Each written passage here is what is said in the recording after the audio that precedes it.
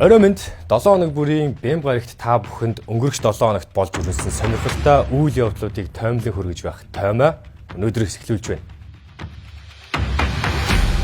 За өнөөдөр бид учрлын хууль дээрх ерөнхийлөгчийн баазар, ах нарын улс төр иргэн ирэх шинэ арга буюу үндсэн хууль, ардчилсан намын 2 дахь даргын сонгуул гэсэн сэдвүүдийг томилсон. Үргэлжил инээдтэй сонин үйл явдлаар дүүрэн байдаг Монголын 7 хоног ерөнхийлөгчийн баазараар өчигдөр дуслаа.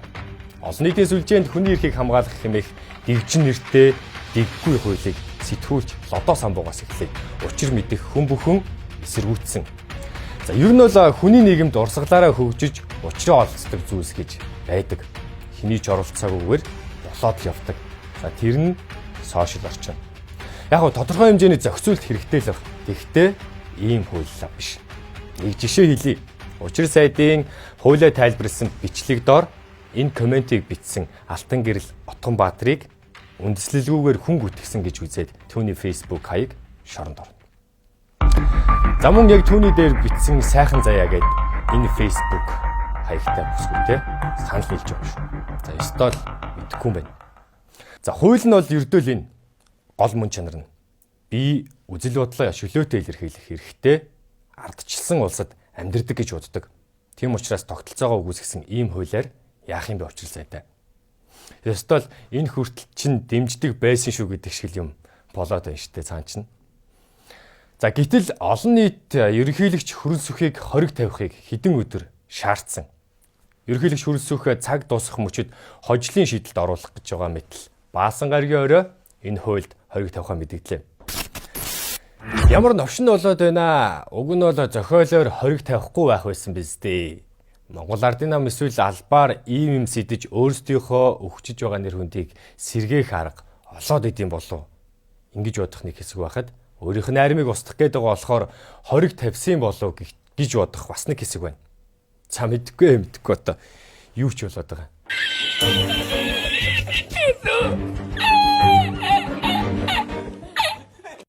Ямар ч тач учрал сайдын зүтгүүлсэн хууль за хулгайч хашаа давдгийн даваан дээр банхарт нь зуулгачих гээд байгаа юм шиг л эвгүй боллоо. Одоо улсын хурал ерөнхийлөгчийн хоргийг хүлээж авах үгүйг шийднэ. Олонхын бүрдүүлж байгаа намаас 12 гишүүн эсрэг байхад л энэ хууль унана гэсэн үг. Гэхдээ улсын хурлаар батлагдаад гараад ирсэн үйл шүү дээ. Энэ хүмүүс баталсан шүү дээ. Хүний эрхийн үндэсний комиссн ч гэсэн хүний эрхэнд халтсан хууль болсон гэж ярьсан байлээ шүү учрал сайд. За хууль энтрээ боловсруулахдаа хүний эрхийн комиссоос нь хүн амьтаа авчираад суулгачихгүй дээ. Хууль боловсруулахаас өмнө бол санал аваагүй. Яг хууль өргөн барьсны дараа бол их хурлын чуулганаар хэлцүүлэхтэй холбоотой бол оролцуулсан зүйл байгаа.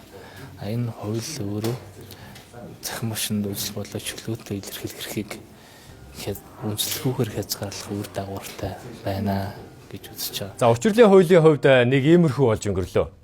Тэгвэл цаан чинь бүр шинэ үндсэн хууль өрөөд нэг хүн гараад ирсэн гэж боддоо. Монгол улсын 3 дахь ерөнхийлөгч Намрын их баяр 5 дугаар үндсэн хуулийн төслийг ерөнхий сайд оюун эрдэнэ захирамжаар эрдэмтдийн баг зөвлүүлээд боловсруулад гадуур тараагаад хэлжээ. Шинжилсэн найруулга биш бүр шинэ үндсэн хууль бариад гараад ирсэн шүү. Яах вэ? Болохгүй юм байхгүй л дээ. Манай улс хамгийн сүүлд 1992 онд 4-р үндсэн хуулийг баталж түүгээрээ өнөөдрийг хүртэл явж байгаа. 31 жилийн өмнө гэсэн үг. Гэхдээ дунд нь засвар хид хийгдсэн. За ялангуяа сүүлийн 4 жил ойр ойрхон хийгдэж байгаа.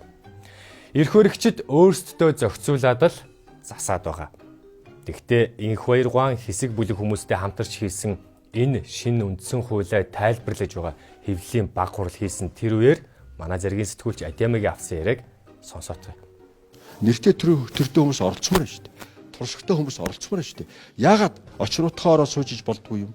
Яагаад багуун дугаа Рио Тинтод ажиллаж хооронд Монгол улсынхаа төлөө зүтгэх тэр болцоог нь үе таалгыг нээж өгч болдгүй юм? Яагаад ерөнхий сайдаар ажилласан Содномгоо ажиллаж болдгүй юм? Та нар намайг битээ бодооч. Содномгоог бод. Бямсрангоо яагаад ажиллаж болдгүй юм? Баяр яагаад ажиллаж болдгүй юм? Инх сайхан яагаад ажиллаж болдгүй юм? Гончигдэрж яагаад ажиллаж болдгүй юм? Алдсан улдсан юм байвал тэрийг тэгээд алдаа оноогийн ялах салахтай ард түмэн байгаа шүү дээ бид. Тэгэхээр 90 хүнтэй улсын хурал. Гэхдээ зөвхөн нам бус жагсаалтаа шүү. Жагсаалтаа биш. Нам бус байдлаар тухайн орон нутгтаа 3 жил амьдарч байгаад сонгогдно гэж байгаа. За их баг гэсэн хоёр танхимтай байя гэж байгаа юм.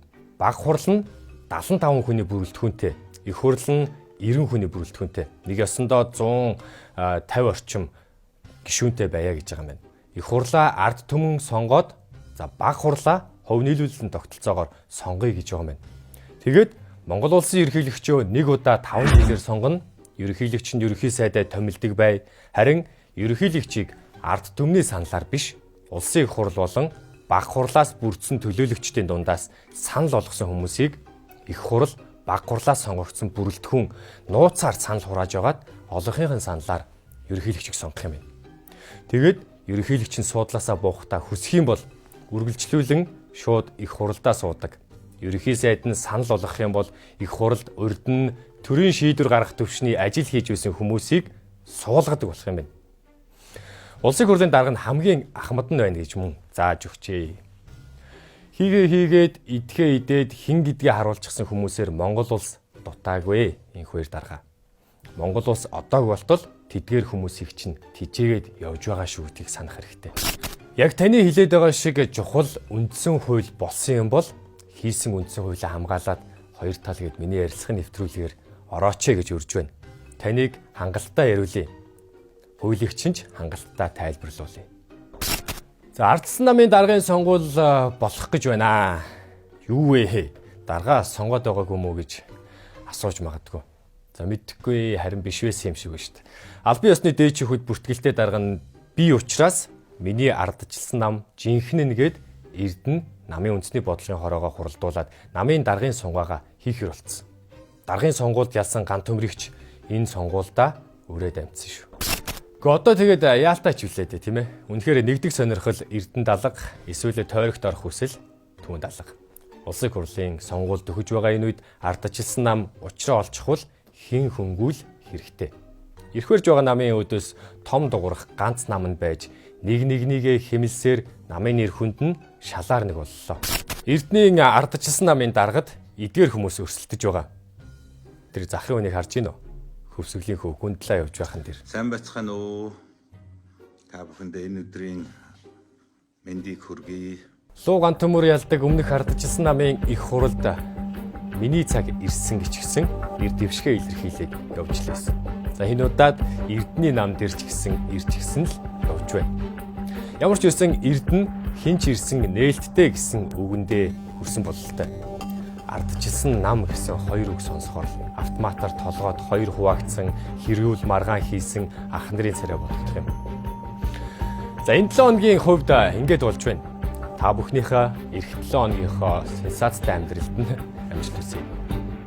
Таймхой төгсгөлд нь Японы мэрэгжлийн сумаа бүхэд 45 удаа төрүүлсэн дээд зиндаанд 1093 давсан 16 удаа дээд зиндаанд уналгүй төрүүлсэн хамгийн авгаа бөхчүүдийн нэг амьд домог Хаку хошоо буюу Мөнхбатын даваа жаргал аваргын зодог тайлах ёслол өнөөдөр явагдаж байгааг онцолж байна.